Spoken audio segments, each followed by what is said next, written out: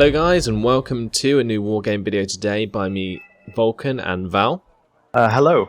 Today we have the final of the 3v3 Reddit tournament between ANZ and Crna Buksna. Now there has been a little bit of a change in the way that the tournament was decided, so Val, if you take us through that.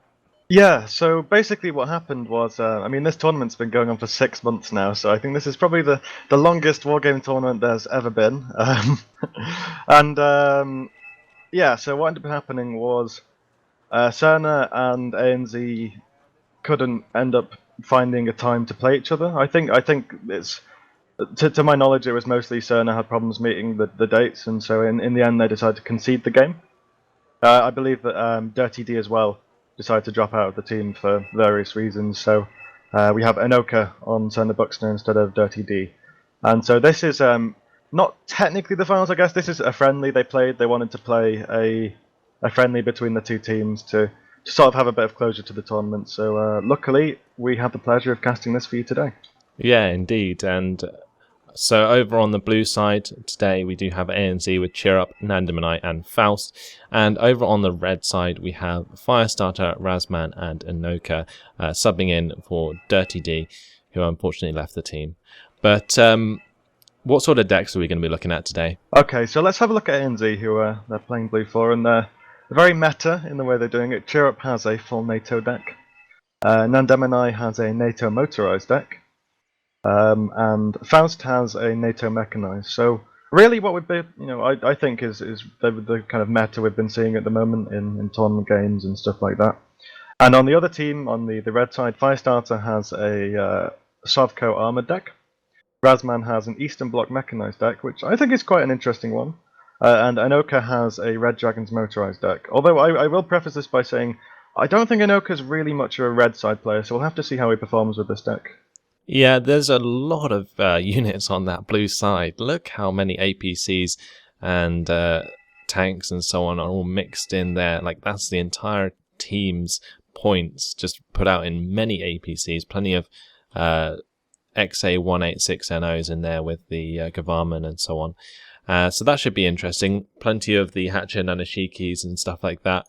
Over on that red side, it looks like they're going for not so much of a spam. It's more heavier units by the looks of things. You've got T90s, you've got the T80s, some more expensive infantry by the looks of things. BMP2s, for example, T72B1. So the strategy is differing quite a lot, and I think the blue side is definitely going to push into the forest at the bottom side. This is another D-Day in Paradise, so a lot of the contention will probably be between Alpha and Echo. The blue side pushing from Echo to Alpha. Yeah, that's definitely true. And also up in Indian Hotel, we do see Nandamanai bringing a motorized deck, so I'd hedge my bets that he's going up to the top area.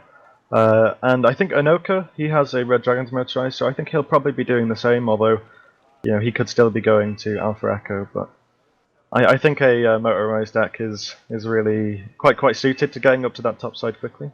Yeah, obviously with wheeled units in motorized decks, a lot of the units will move a lot quicker than, for example, mechanized or armored or any other like APCs that use or tracked vehicles. So that's something we're going to have to look out for. Over on the blue side, though, the motorized deck of the Red Dragon motorized deck is going to be matched by a lot of wheeled units from the blue side. So I think both teams will get up to the top very quickly, but I honestly think the red side will favour the top side of the map and the blue side the bottom. So we'll have to see exactly where they head, but we might see some skirmishes on the bottom side to begin with. I'm looking at these Gazelle 31F cannons.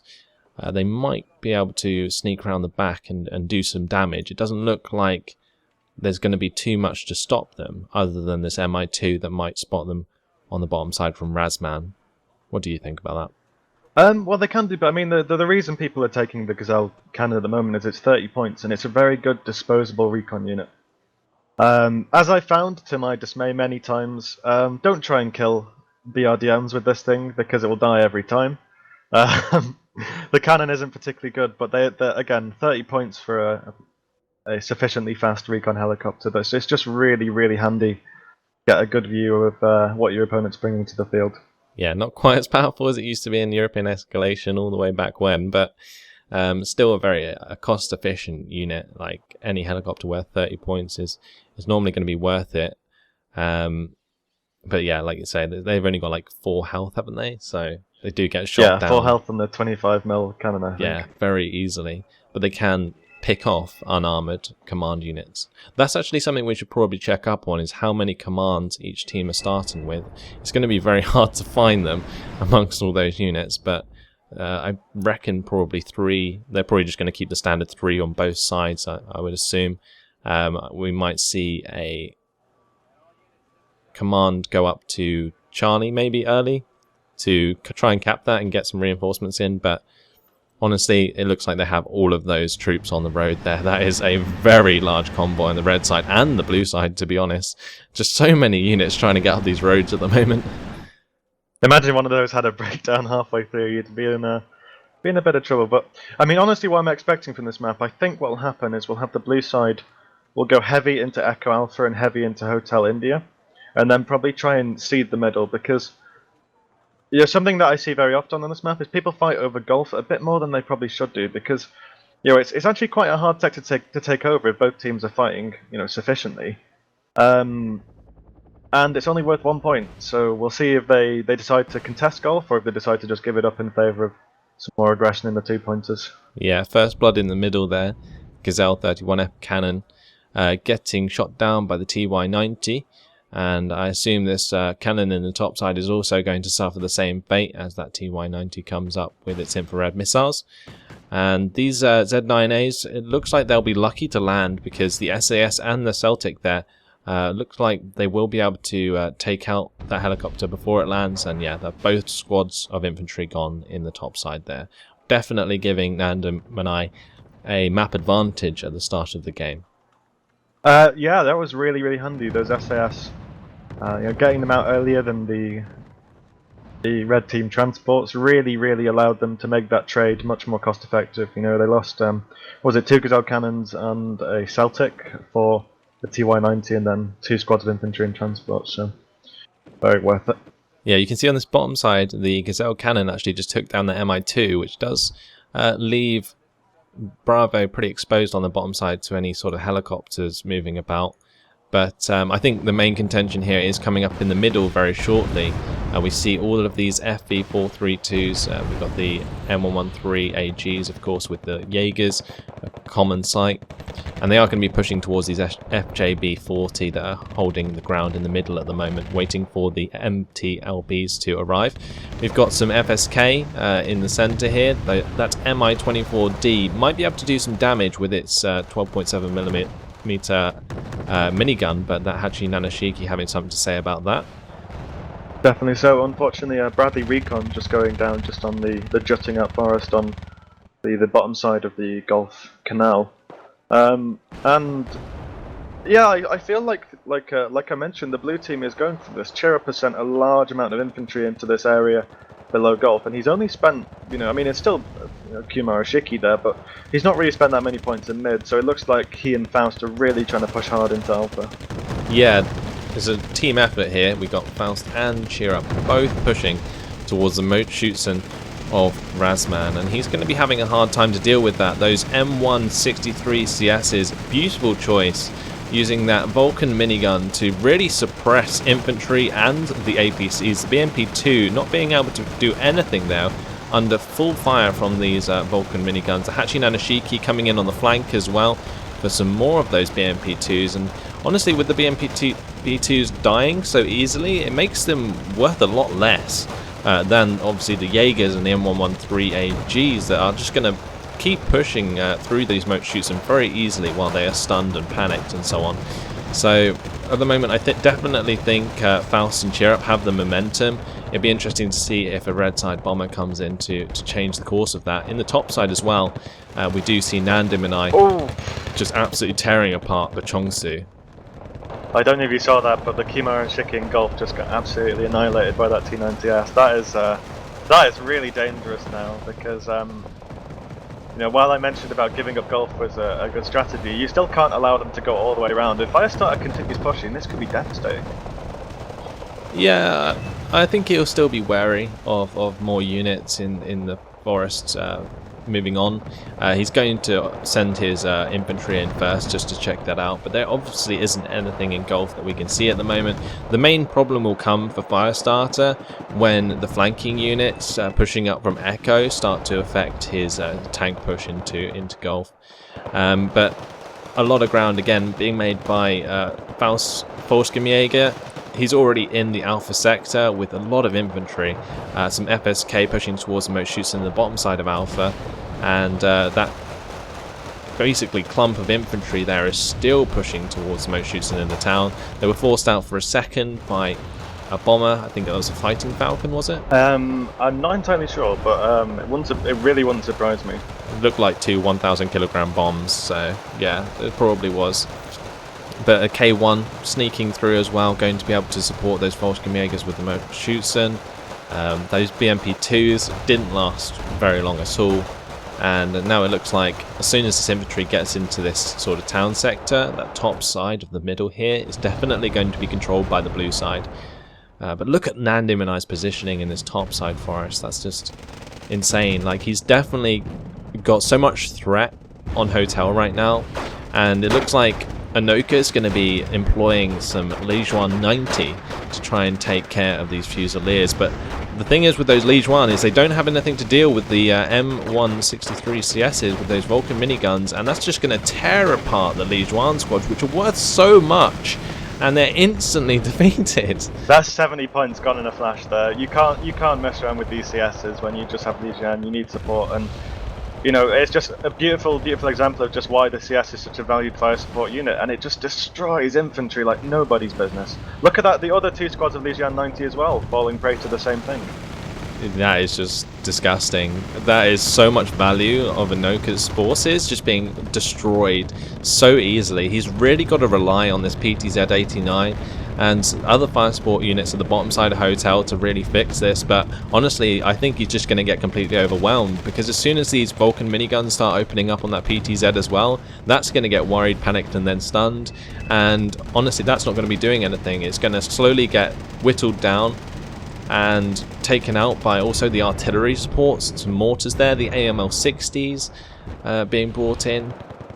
Faust is doing a great job on this bottom side. The FSK squad has done work with the help of the CS again. Jaeger squad's taking care of the Motorschützen, and the middle has just completely broken. The Jaegers and K1 there pushing towards the Motorschützen now. It's incredible. They're definitely making loads of ground. Firestarter, I feel, almost needs to push through the middle so that he can almost distract the rest of the team, because currently he's got a T90S, T72B1 just doing nothing in the middle there. That's a lot of points to be doing nothing with. He's actually got a T64BV1 there as well, and he could easily be cutting up into India or just going straight through to Foxtrot right now. Of course you're going to be wary of line of sight, not knowing what's ahead of you, but seeing the amount of troops pushing into Hotel and Alpha is just almost making it obvious. I think this game's over at this point, and this may sound a bit premature, but I don't know, I feel like Firestarter has just been too passive here, because his team has just crumbled around him. Nandemanai has done an absolutely fantastic job in this top side, a real kind of MVP performance if you want to count taking the sector as MVP. And then Faust and Cherub they've just had this relentless attack, and it's still not stopped, and it won't stop until they're all the way to Alpha. Yeah, 4 units of Jaegers just arrived again. That infantry CV or command in Hotel is not going to last very long once it gets found. These helicopters that Firestarter is bringing up as reactionary are just going to get shot down by all of this anti-air support. And look at that, the command infantry forced to run now. And in this bottom side, that UAZ isn't going to be lasting long either. And already a +2 lead for ANZ, and I'm sure that's just going to increase as the command units go down. That's definitely true, and you know, it's just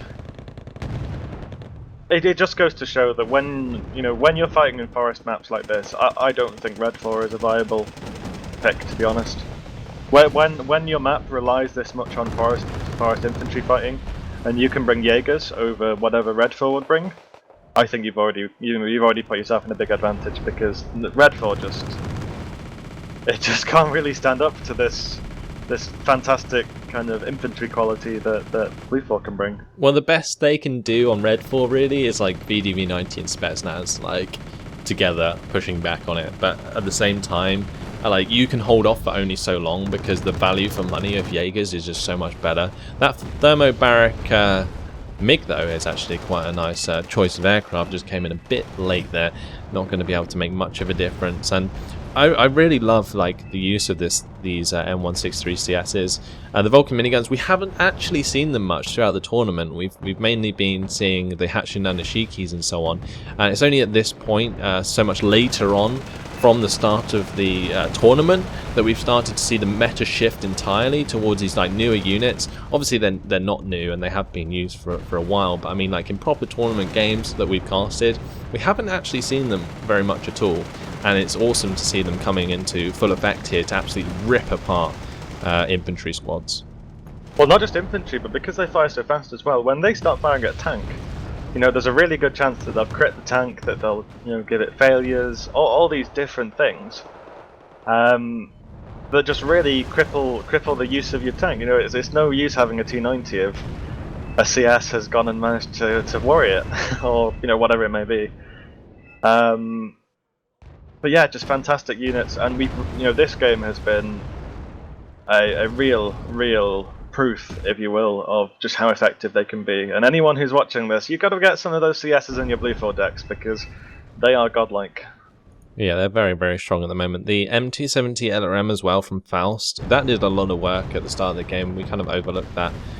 When a lot of the red side infantry arrived in the center, the M270 was landing a barrage like directly on top of it and panicking a lot of that infantry, making it a lot less effective than all of the Jaegers and the fire support that blue side had.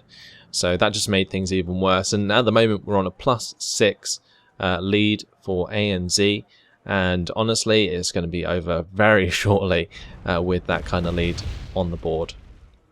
It really is, and I mean that's without a CB Alpha either. It looks like they're moving this Leopard 1 command up there, but I think honestly this game will be over before that. It's yeah. There's this poor Block 5 taking the wrong path here, but yeah, this has just been a commanding performance from ANZ. It really has. Wow, that Block 5 actually getting out alive there. The Tunguska. Oh no! Spoke too soon. The Book M1 going to take it down with the last shot just before it evacs, and that's got a long way to fall. But yeah, like full control over Hotel now for Nandem and I, full control over Alpha for Faust and Cheer Up, and nothing that the red side are going to be able to do to bring this back. So honestly, I wouldn't be surprised to see them surrender this, because there is no way back into this game, and they're probably just thinking about what they're going to do in the next game, maybe what sort of map they want to play on and so on. But there we go. Yeah, Firestarter surrendering. Firestarter with my team sucks ping. Introspection, I guess. Yeah. To be fair, if you look at his kill death in comparison to his teammates, he may be able to call that out. But Anoka there getting absolutely wrecked by Nandem and I.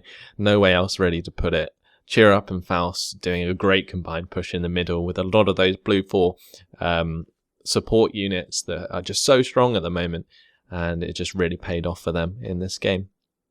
I mean, it just goes to show, look at the kill deaths. There's only, a 500 difference between them, really, and I think that while Firestarter had a great KD, I don't think he did enough with that KD. I don't think he did enough with the advantage that he created in mid. He could have kind of hooked up to the top to help Anoka.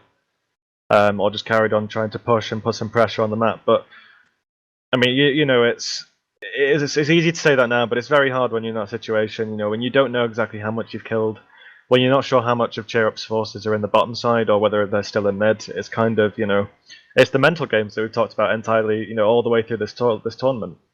Yeah, indeed. It's just like Fog of War is your worst enemy in Wargame. It really is, and That's why recon is important. But honestly, I feel that recon, in a lot of ways, has fallen off in importance because of the meta shift to infantry and fire support.